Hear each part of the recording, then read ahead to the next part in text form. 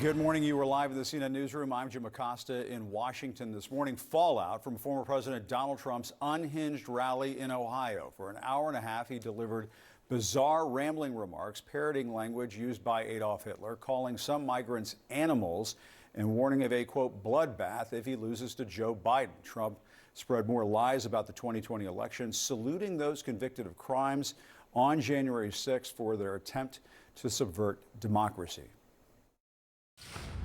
Ladies and gentlemen, please rise for the horribly and unfairly treated January 6th hostages. You see the spirit from the hostages, and that's what they are, as hostages. They've been treated terribly. Unbelievable patriots, and they were unbelievable patriots and are. That was met with fierce backlash from a handful of Republicans, including Trump's former vice president, Mike Pence, who has now refused to endorse his former boss. Well, I think it's very unfortunate at a time that there are American hostages being held in Gaza, that the president or any other leaders would refer to people that are moving through our justice system as hostages, and it's just unacceptable. All right, let's discuss with CNN political commentator, Democratic strategist Maria Cardona, and CNN political commentator and Republican strategist Alice Stewart. Alice, I mean, let's jump right into this. I mean, do most Republicans think that people convicted of committing crimes on January 6th are, quote, hostages and patriots? You have to think many Republicans in Trump's base, going back to the very beginning, they believe Donald Trump when he says that there were widespread election fraud. They believe Donald Trump when he says Joe Biden did not win, I am the duly elected president. And they believe Donald Trump when he sought to stop the certification of the election results. So those that went to the Capitol that day, as we're seeing here, to, quote, peacefully protest, and then others that went into the Capitol, they're listening to Donald Trump saying these people are just doing the will of Donald Trump in order to protect a democracy. But Maria, they're not patriots. They're not hostages. No.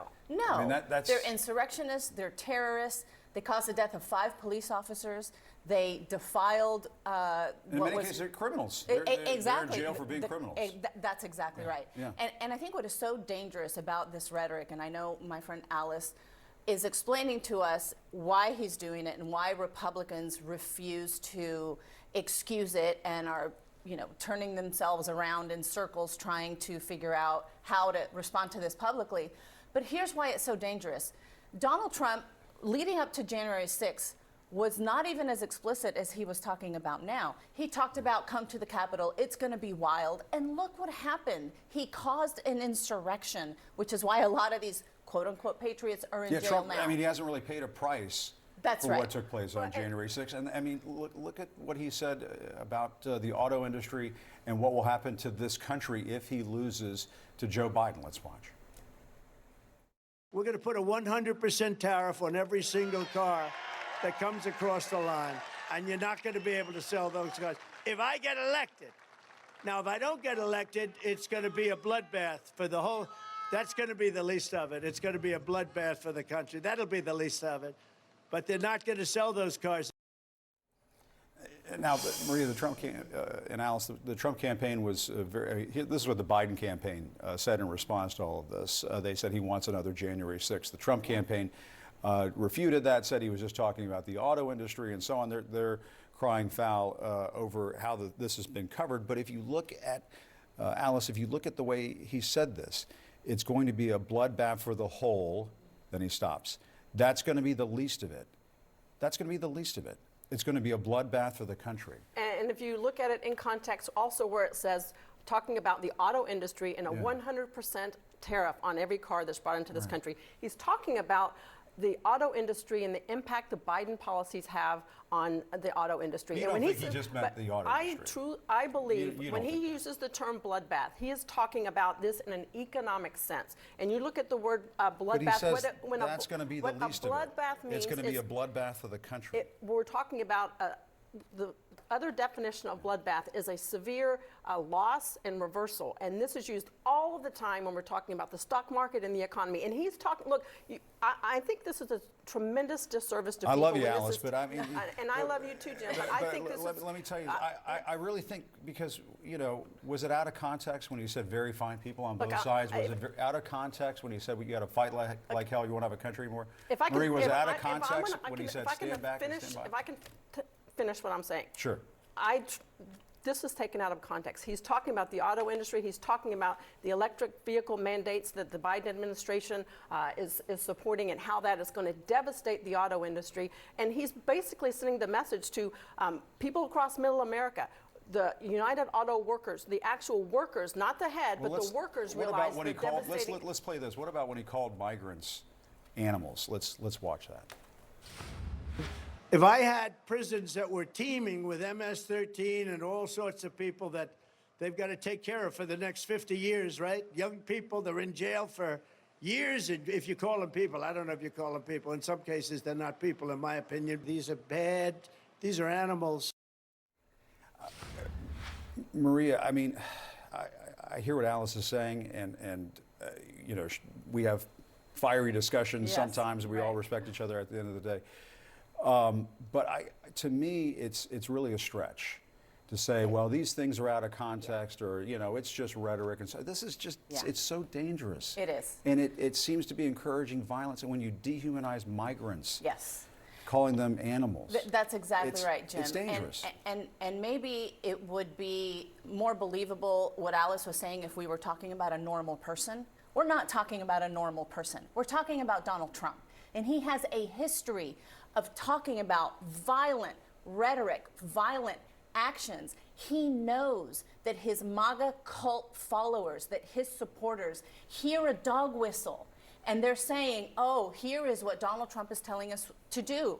Yeah. That's why January 6th happened. So when he talks about a bloodbath, this is not the first time that he talks in these terms. In CPAC, his supporters were talking about a civil war if Donald Trump lost the election. Yeah. This leads to a bloodbath. This leads to deaths. Blood was spilled on January 6th. This leads to shootings. The whole issue about dehumanizing migrants, he talks about how your family and mine poisoned the blood of this country, Jim. Yeah. And that is not innocent talk.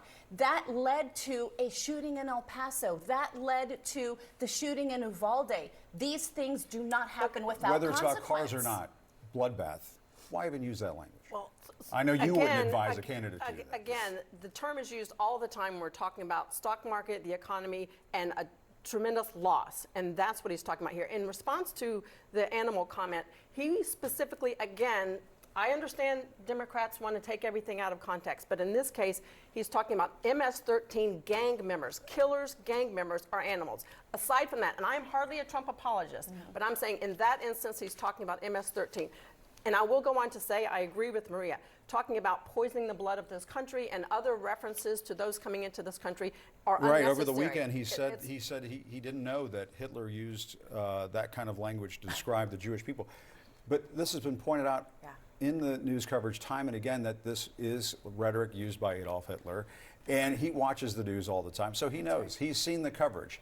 So over the weekend when he says, oh, I didn't realize that, he's lying. I mean, why give him that benefit of the doubt? Look, you guys know me. I'm hardly a Trump apologist, and if he does wrong, I will point it out. But I think in these two instances right here that are making headlines across every newspaper you see, they are being taken out of context. But to his point, he can make the case that Biden's border policies are disastrous to this country. He can make the case that his economic policies are disastrous to the auto industry, but he can do so with much less divisive language. But he doesn't, and that's the problem. And that's why it makes it dangerous and it makes it unacceptable. And that's why people like Mike Pence, Bill Barr, John Kelly, people who have worked for him side by side, have now said he is not fit to run the country. And they're right. All right, guys. Thanks a lot. I know we're going to have this spirited discussion time and again. Thanks, really Jim. appreciate it, Thanks, ladies. Jim. Thanks a lot. All right.